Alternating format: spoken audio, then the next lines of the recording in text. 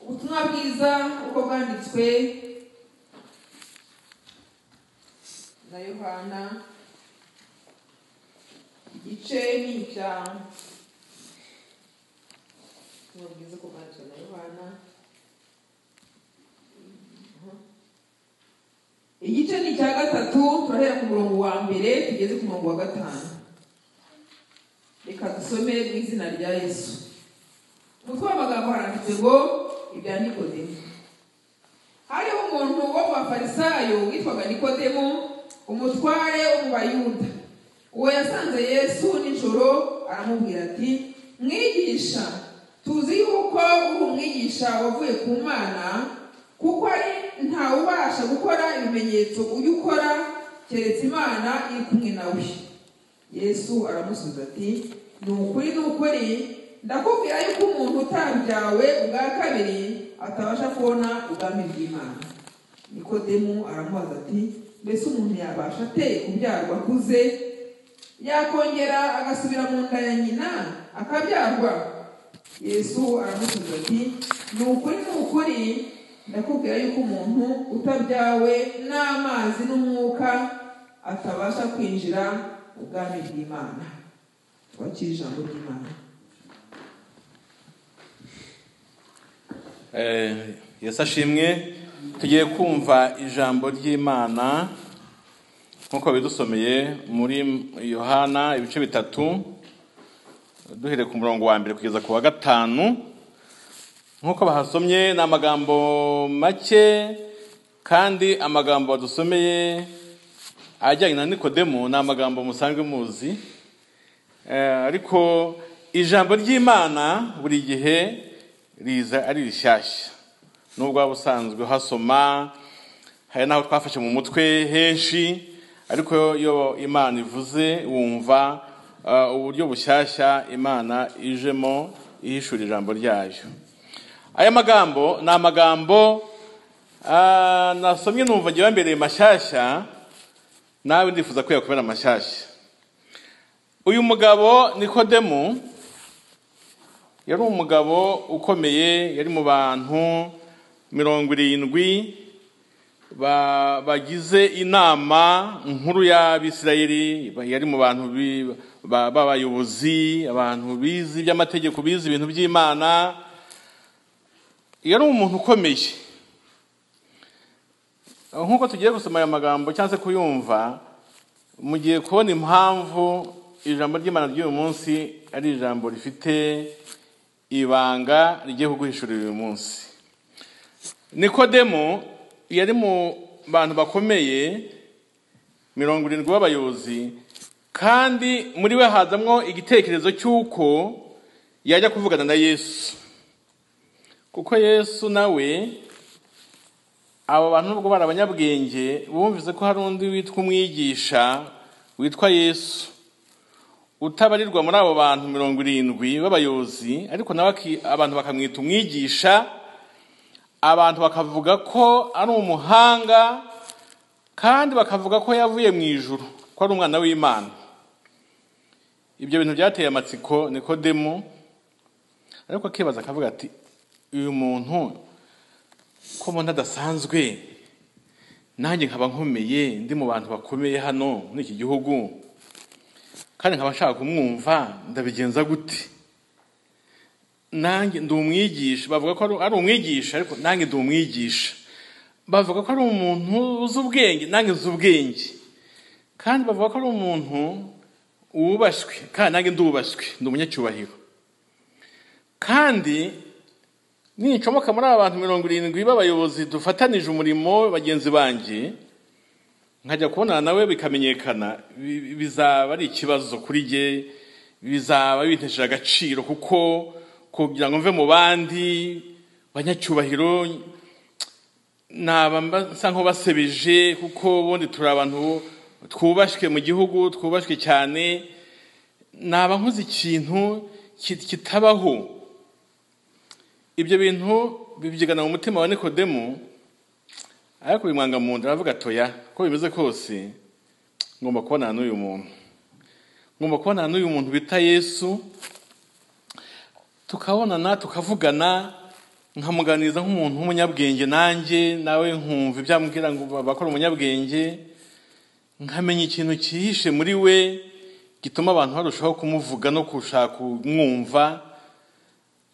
Noneho ashaka uburyo yajyayo kubonana na Yesu, ariko asanga uburyo bwiza bwo kuba yajyayo ari uko yajyayo nijoro nta muntu umubonye, akajyayo yihishe hatabona mu mwijima, akagera kuri Yesu. Mbese intego ye yo kubonana na Yesu ikagerwaho, bakanavugana, ariko nta muntu ubibonye, nta muntu ubimenye, kuko yumvaga ko byari bimugabanyirije agaciro muri sosiyete, mu bantu, muri bagenzi be b'abanyacyubahiro ba 70 bafatanije umurimo w'ubuyobozi. Nuko Nikodemu afata umwanzuro wo kujya gushaka Yesu, ariko nijoro. Ijambo ry'Imana ry'uyu munsi rero Imana yampaye umutwe waryo nawise gushaka Yesu nijoro. Amen, amen. Gushaka Yesu nijoro. Gushaka Yesu mu gihe hatabona. Gushaka Yesu mu gihe ubona kidasanzwe. Gushaka Yesu nijoro. Niwo mutwe w'amagambo y'uyu munsi. Uyu mugabo Nikodemu nagerageje gushaka kumumenya. Yari umuntu ngo ukize cyane, ari kuvuka mu muryango w'abakene. Niwe mukire wari muri uwo muryango we wenyine, abandi bose bakennye. Noneho haza no kwiga, nyine urumva yaje kwiga, yarushijeho gukira rwose, ariko akomoka mu bantu bakennye, ariko ari ukize wenyine. Uyu mugabo Nikodemu turabona yuko yari afite karagiteri, cyangwa se yari afite imyitwarire cyangwa se imico ye ntabwo ari imico myiza isobanutse, kuko mu by'ukuri umuntu ufite umuco mwiza ntabwo agenda yihishe ngo agende nijoro hatabona. Yashobora no guhura n'inyamaswa zikaba zanamurya, cyangwa se bagahura n'amabandi bakamukubita. Yagiye mu gihe kitari cyiza, kuko yari mu gukora ibintu bitari mu mucyo. Yashaka gukora ibintu byiza, ariko karagiteri ye yari ikiri mu mwijima. Ntabwo yagiye nk'umuntu wiyubashye cyangwa se nk'umuntu wiyizeye, ntabwo yagiye nk'umuntu ufite imico myiza nk'uko umuntu yabikora, mbese nk'umuntu kuko wiyubaha. Nubwo mvuga ko yiyubashye, ariko yakoze ibintu by'umuntu utiyubashye, kuko ibintu bya nijoro, ibintu byo mu mwijima ntabwo ari ibintu bisobanutse ubundi mu by'ukuri. Nikodemu tumugereranyije n'abantu b'iki gihe, nk'uko tubivuga mu buryo bwacu bwa Gikristo bwa kirokore cyacu, yari umuntu w'isi. Yagiye nk'umuntu w'isi, kuko abantu bakijijwe ntabwo bagenda mu mwijima. Ibyo bakoze babikora mu mucyo. Nibyo Yesu yavuze ati muri amatabaza y'isi. Ntabwo wafata itabaza ngo urikongeze, n'uragiza ngo uritwikirize intonga, ahubwo urishyira ahantu ku buryo ribasha kumurikira abantu bose. Mu yandi magambo, ntabwo umucyo wacu tugomba kuwuhisha. Impamvu Nikodemu yagiye nijoro nuko nta mucyo wamubagamo n'ubundi, ntacyo ari guhisha, ntacyo yabaga ahisha n'ubundi. Noneho kandi Nikodemu yari umuntu ukomeye ku cyubahiro cye, akavuga ati sinshaka kwigabanyiriza icyubahiro cyanjye bagenzi banjye batazajya bansuzugura turi mu manama afata ibyemezo, cyangwa se turi kumwe n'abagenzi banjye turi mu myanya y'icyubahiro, abantu bose buzuye nko kuri stade baje kutwumva. Ndamutse ngiye ku manywa abantu bakabimenya, abagenzi banjye b'abanyacyubahiro, bagenzi banjye dufatanije umurimo abo 70 bazajya bansuzugura, cyangwa se n'abandi bantu bakaba bansuzugura, kuko mfite umwanya ukomeye. Yakomeye no ku mwanya we w'icyubahiro, bimusaba kugenda nijoro. Ikindi kandi Nikodemu yumvaga aramutse agiye ku manywa yaba abuze ubwenge, akavuga ati abantu babona ko ndi igicucu. So umuntu wize, umuntu wubashywe, umuntu w'umunyacyubahiro, umuntu w'umuyobozi, ngiye ku manywa abantu babona ko mu mutwe wanjye nta kintu kirimo. Kujya kureba Yesu uriya nubwo bavuga ko ari umuhanga, bavuga ko ari umwigisha, ariko ntabwo ibyo birasobanuka. Ariko twe turasobanutse, icyubahiro cyacu kirazwi, ntaho tugishakisha. Ariko uraba baracyashakisha, nta nubwo tuzi ibye. Ubwo rero ngiyeho ku manywa abantu bakabona ndagiye n'amakanzu yanjye n'ukuntu mba nambaye n'icyubahiro cyanjye, bakabona ngiye kureba Yesu ku manywa, naba abantu babona ko mu by'ukuri hari icyo mbuze mu bwenge. Ikintu kiri mu byamubujije kugenda ku manywa. Ntabwo rero Nikodemu yashatse ko abantu bamwibazaho ibintu byinshi kugira ngo yevite ibyo bintu byose by'ibibazo byavuka ku cyubahiro cye, ku bwenge bwe, kuri pozisiyo ye afite muri sosiyete. Ibyo bintu byose yavuga ati igisubizo ni uko ngenda ari nijoro, ibyo byose birabe bikemukiyemo, ngire ku ntego yanjye mvugane na Yesu, ariko ngiyenze nijoro nta muntu mbonye. Nk'uko Nikodemu byamugendekeye, nk'uko yari ateye. Ahangaha rero tugeze, ntabwo amagambo ari menshi, ariko mukurikiye murasanga harimo ikintu cyagufashiza ubugingo. Yesu agiye kubona habona hatungutse umuntu witwa Nikodemu. Yesu nk'Imana yarazi Nikodemu ari we, yaramuzi. Kandi kubera ko Nikodemu ari mu bantu 70 bakomeye, nubwo Yesu atari kuba ari n'Imana, uretse ko Yesu ari Imana nyine, n'ubundi yari kubaza Nikodemu ko Nikodemu yarazwi cyane. Yari mu bantu ba 70 bayoboye Abisirayeli, yari mu bantu bazwi cyane mu gihugu hose.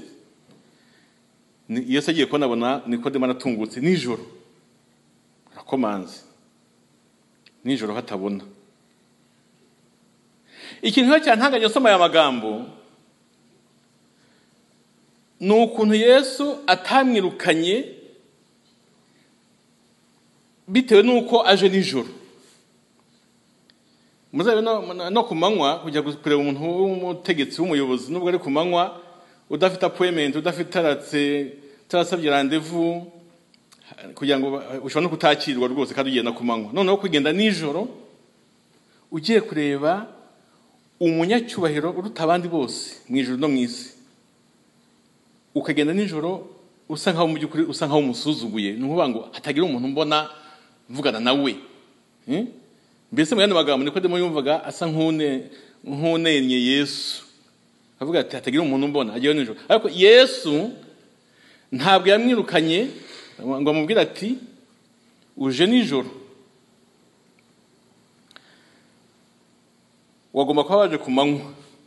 Ntabwo ndi gitegwajoro, ntabwo ndi gitegwajoro. Kuki uje nijoro kunshaka? Kuki utanshatse ku manywa? Ntabwo Yesu yamubaje ikibazo cyo kumaza impamvu aje nijoro. Nta nubwo Yesu yamucyashye ngo amwuke nabi, amubwira ati kuki uje kundeba nijoro? Ubona ndi umuntu wo gushakwa nijoro koko? Ibyo ngibyo Yesu ntabwo yabikoze. Mu yandi magambo, Yesu ntabwo yahagaze ku cyubahiro cye ngo asa nk'ukangara Nikodemu, cyangwa murebe ikijisho, cyangwa murebe nabi, cyangwa mwirukane. Ntabwo ariko byagenze. Yesu yari afite uburenganzira bwo kubwira Nikodemu ati ndabona ko wibeshye, subirayo uzagaruke ejo ari ku manywa. Ntabwo ugomba kunshaka nijoro, genda uzagaruke ejo ari ku manywa, none ubone kumbwira ikikugenza. Ntabwo ariko byagenze. Ntabwo Yesu yabwiye Nikodemu ati genda uzagaruke ejo kuko uje nijoro, uzaze ejo ari ku manywa. Ntabwo ariko byagenze. Mu yandi magambo, Yesu ni accessible. Yesu niwe muntu wabayeho, nta n'uzabaho nkawe, abantu bashobora kwisangaho, abantu bashobora gusanga igihe bashakiye cyose. Yesu ahora mbese yoroheye umuntu uwo ari we wese kuba wamugeraho, haba ku manywa haba na nijoro.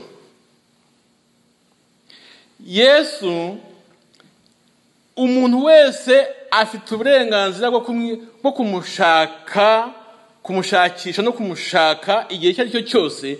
Yesu ni accessible, ushobora kumugeraho igihe cyose wazira wamugeraho. Yesu ni mwiza. Yesu ni mwiza kuko igihe cyose umushakiye wamubona. Ariko ubundi byagombye kuba byiza gushaka Yesu ari ku manywa, ariko ntacyo na nijoro nabwo ubasha gushaka Yesu. Kuko Nikodemu byamutunganiye aje nijoro, n'undi wari we wese waza ku manywa waza nijoro Yesu ubasha kumubona. Nikodemu nawe yabitewe n'ubwoba bwo gutakaza agaciro ke muri sosiyete, gutakaza icyubahiro cye muri bagenzi be bafatanira umurimo w'ubuyobozi 70 nabo babwiye. Ibyo ngibyo byatumye aza nijoro, ubwoba bwo gutakaza icyubahiro cye n'umwanya we n'ibindi bishamikiye aho ngaho byatumye Nikodemu ahitamo kugenda nijoro. Ntawe rero Yesu yirukana ngo nuko aje ari nijoro. Ndagira mbabwire, Nikodemu, uyu muntu Nikodemu tugiye gusoza, kugenda nijoro kwe mu buryo bw'umwuka hari icyo bisobanuye.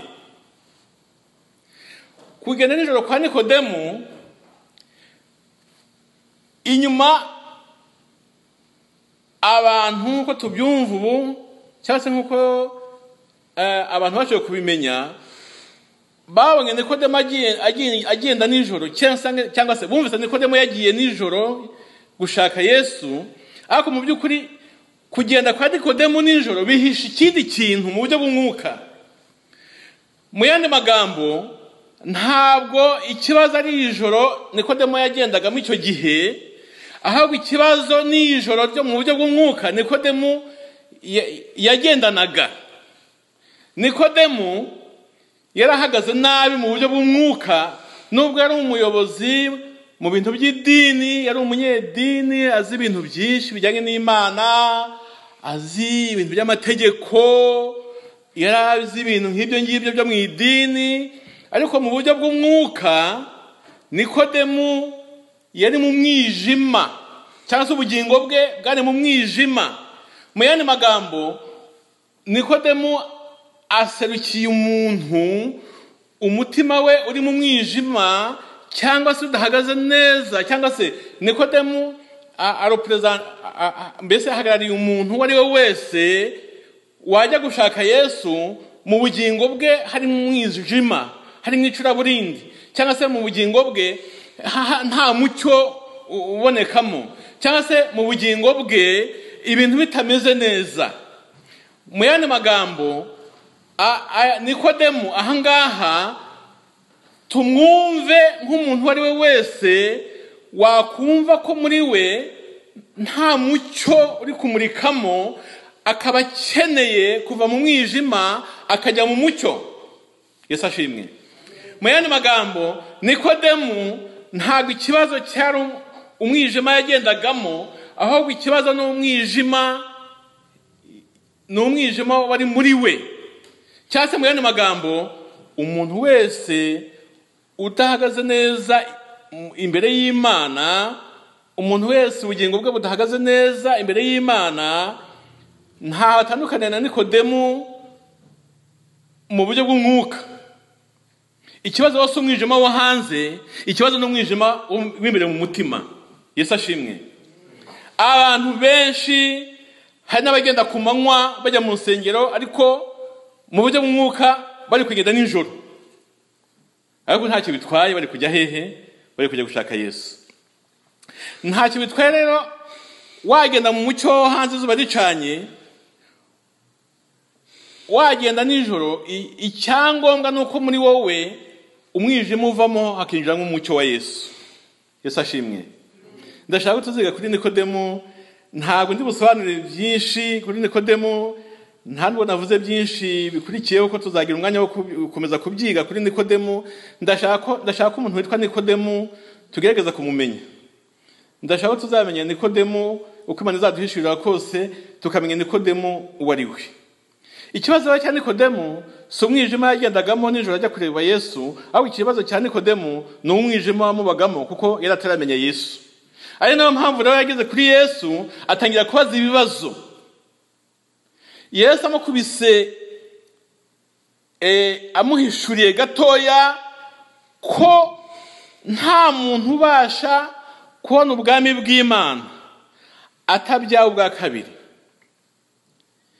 Aha niho hasobanura neza kuntu Nikodemu yaje mu by'ukuri agenda mu mwijima ariko anawutwaye mu mutima.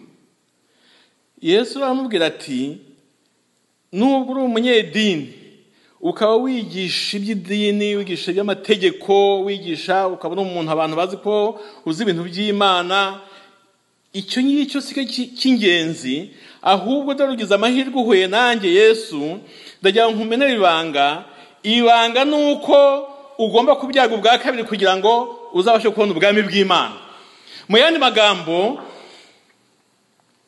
Nikodemu yageze kuri Yesu afite umwijima muri we, ariko Yesu amwereka uburyo muri Nikodemu umwijima wasohoka ahubwo akinjira umucyo, bitewe n'uko Nikodemu yemera kuvuka ubwa kabiri akabyarwa n'Imana, akaba umwana w'Imana.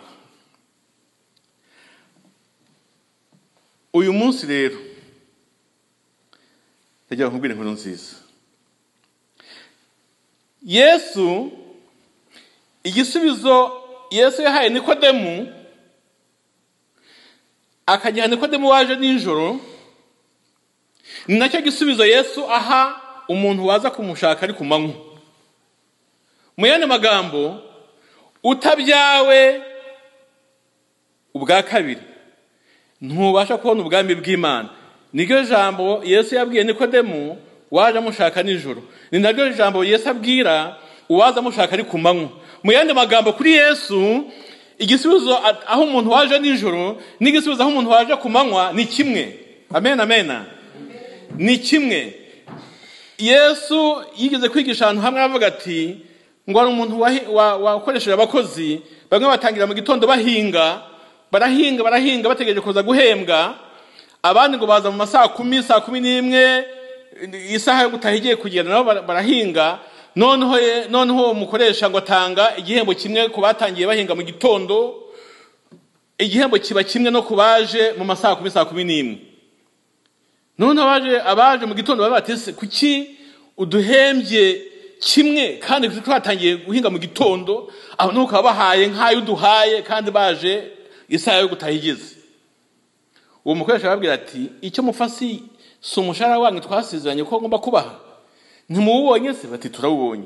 None se ikibazo mufite ni iki? Niba mbahaye umushahara wanyu nkuko naye babwiye, nabaje nyuma nkabaha umushahara ungana n'uwanyu, ikibazo kiri he? Cyangwa nuko umuntu wese abona umushahara we, kuko mwakoze murahembwe mwese, ntawe nibye ku gihembo cye, mwese muhembwe kimwe. Ibyo ni uburenganzira bwanjye, cyangwa nuko ntawe ndenganije, cyangwa se ntawe mpaye bikeya ku gihembo cye.